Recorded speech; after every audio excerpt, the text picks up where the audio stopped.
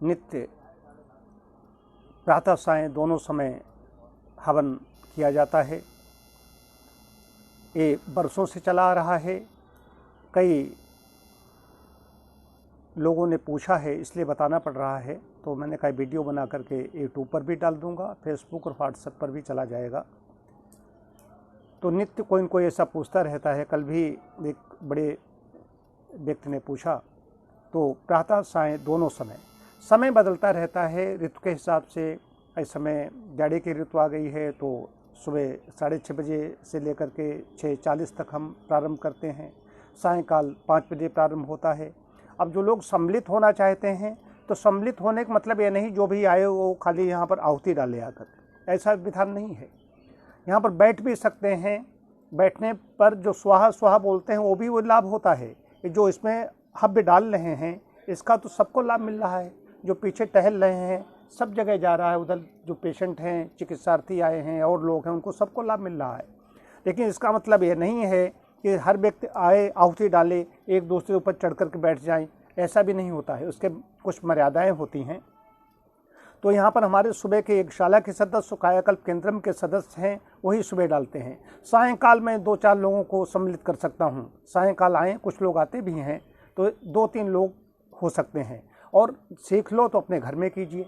तो हवन का मतलब ये नहीं कभी कभी होता है। नित्य प्रातः सायं दोनों समय हवन, संध्या और ध्यान होता है। इस समय एक पेपर नित्य इसकी एक वो दे रहा है कि 6 बजे दे रहा है, तो हमने उसको 6:30 बजे लिख दिया, 6:30 बजे देने लगा। नित्य इसकी सूचना दे रहा है कि नित्य यहाँ पर ध्यान होता है। तो पहले यहाँ पर हम संध्या करते हैं, तत्पश्चात हवन ये हुआ। हवन के बाद में ध्यान के बाद साथ में ही ये समापन इसका हो जाता है। तो तीनों चीज़ें होती हैं और शाम को भी तीनों चीज़ें होती हैं। ये इसलिए बताया कि और यही नहीं, जिसकी जैसी भावना होती, जो शास्त्र सम्मत जिसके विचार है, शास्त्र वेदानुकूल जिनका आचरण है, जिस भावना से आहुतियाँ डालता है उसको वैसा लाभ मिलता है। ये यज्ञ है। यज्ञ में डाली गई आहुतियाँ, यज्ञ में यजन जो करता है, डाली गई आहुति, जैसे गाय अपने बच्चे की रक्षा करती है, माँ अपने बच्चे की रक्षा करती है। ये माँ जो हमारी माँ है वो उतनी हिंसक नहीं होती। कोई बच्चा लेता है वो भाव जानती है कि उसने बच्चा गोद में ले लिया है। लेकिन गाय जिनके पास है वो जानते हैं कि गाय के बच्चे को कोई छू लेता है, उसका नवजात बछड़ा या बछिया होती है, उसको छू लेता है तो सिंघनी की तरह मतलब उसको मारने के लिए दौड़ती है, छूने नहीं देती किसी को। तो यज्ञ जो आहुतियाँ डालता है उसकी वैसे ही रक्षा करता है जैसे गाय अपने बछड़े की, अपने बच्चे की रक्षा करती है।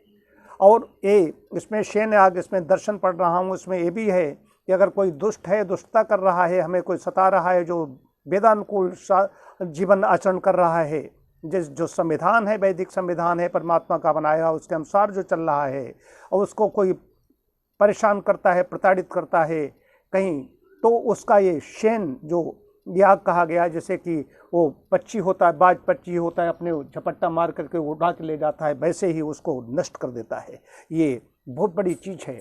मेरा अनुभूत है, मैं जानता हूँ कहाँ कहाँ कैसे कैसे क्या। इसलिए बता रहा हूँ कि प्रातः सायं नित्य, यहाँ पर कोई नहीं, हम लोग उस विधा के व्यक्ति हैं कि यजन नहीं तो भोजन नहीं, और भोजन भले न हो, उपवास हो जाए, लेकिन यजन जरूर होगा।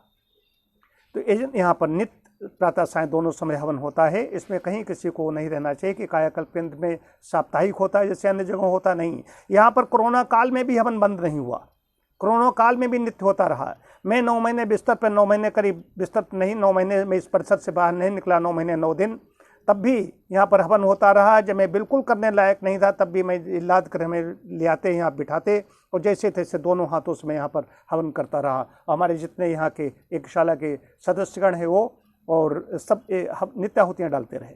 तो दोनों समय यहाँ पर हवन होता है, ये बताना था। हवन सभी को करना चाहिए, जिनको गायत्री मंत्र करें, महामृत्युंजय मंत्र करें, जिनको कुछ नहीं मालूम ओम स्वाहा करेंगे उसका बड़ा कल्याण हो जाएगा। ओम स्वाहा किया कि उसका कल्याण हो गया।